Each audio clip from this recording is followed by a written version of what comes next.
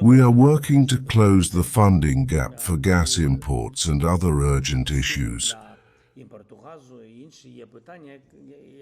Currently, we understand that we lack approximately 750 million out of the 2 billion we discussed for gas. President Ursula just mentioned that we will receive an additional 127 million euros in support. We are grateful for this. Our energy minister attended the G7 energy ministers meeting, where we received support from Canada, Italy, Germany, and other countries. We are progressing well in the production of our missiles. We are already using new missiles like Flamingo and Ruta. I won't specify the quantity, but as I mentioned, we are expecting mass production by the end of this year. Our Neptunes are in use, but I won't disclose the quantity deployed. We've utilized various types of Neptune missiles. Neptune is already in mass production, with both the standard and long-range versions, and they are performing very well. Last month, we discussed clearly communicating information about our rockets and drones, such as Palyanytsia, Peklo, Ruta, and Flamingo. There are different European thoughts and proposals regarding peaceful resolution.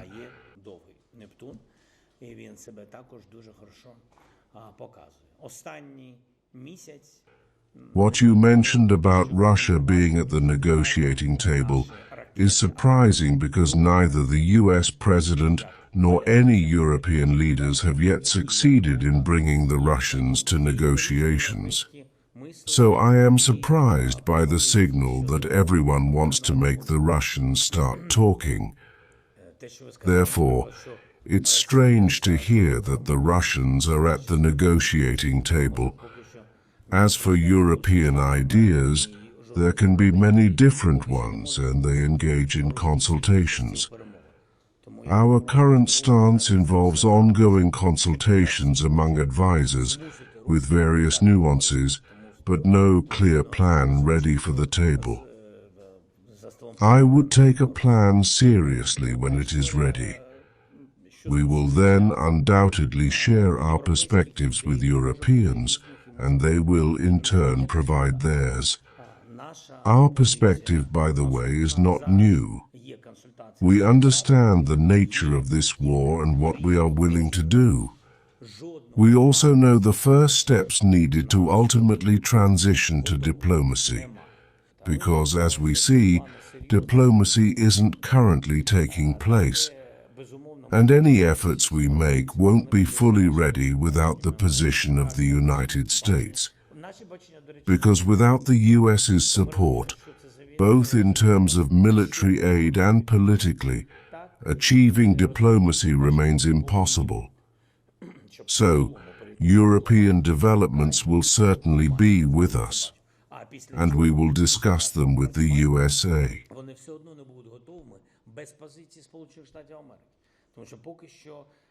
Без сили Сполучених Штатів Америки і в підтримки нас зброєю, і в політичному сенсі слова поки що прийти до дипломатії. The Americans have their own views on this matter.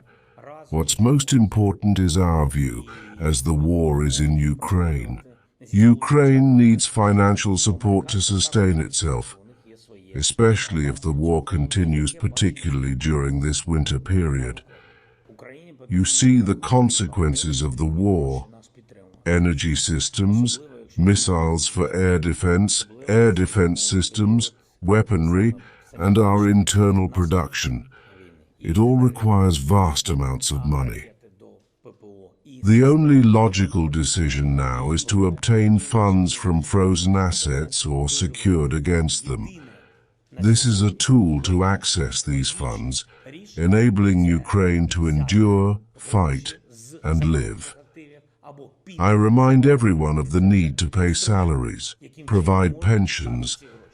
Sometimes we overlook new challenges, but we must remember that this war has consumed nearly 300 billion funds that had entered Ukraine, and provided stability. Нові виклики, повинні пам'ятати, що 200-300 мільярдів, які ця війна, там майже 300 мільярдів, які ця війна просто... Regarding frozen assets, it is the quickest and most certain way to secure 140-160 billion for Ukraine.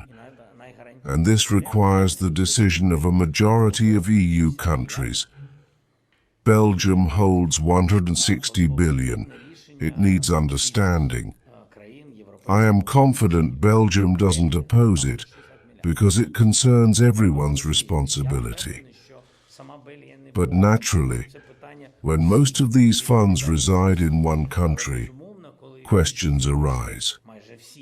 Understandably, they are considering potential challenges and seeking instruments. We hope everyone will find this tool, and if it isn't reparations, they will have to find another mechanism. It's the best tool. Weapons for export. We understand what can be exported. Not all weapons can be exported. Some are crucially needed. We are prepared to work on naval drones. We have more than we currently use. Our naval forces, security service, special operations, or intelligence could deploy marine drones in various ways. We have precisely double what we've deployed. That's true.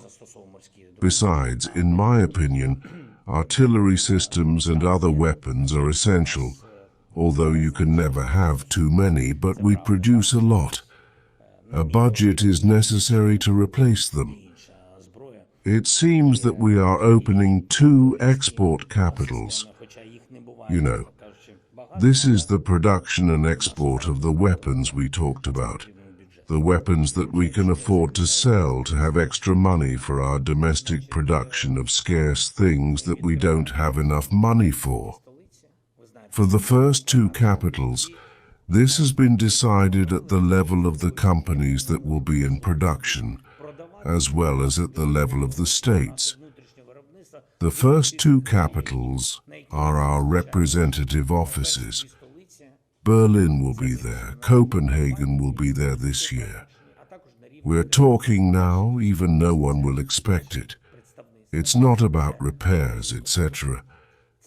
Yes, Alexander Komishin is in charge of the issue of how all this will be legally opened and contracts with Europe will be developed. He will represent Ukraine's exports on the European continent.